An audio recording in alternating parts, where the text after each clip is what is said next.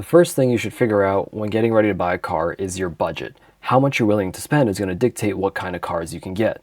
Welcome back to my series. I'm just a guy who's going to buy a car soon. I figure I'm going to document my journey. I'm not a professional. This is not advice. This is just what I'm doing. So the way I thought about it is I figure if I'm going to buy a car, generally I want that to be around 30% of my total gross income, meaning my pre-tax income.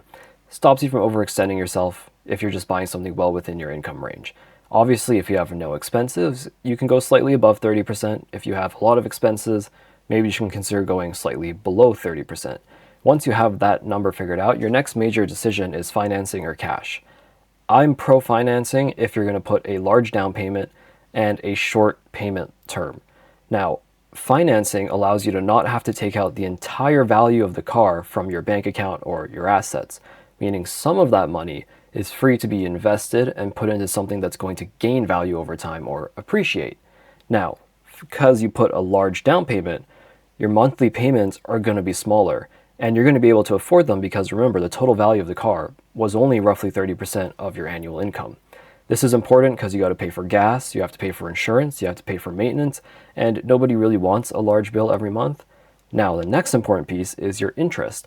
Since you're financing over a short term, you're not paying an arm and a leg in interest. Even if you had a terrible interest rate, it's not going to be that bad over a short term, plus your large down payment, so the principal is really small.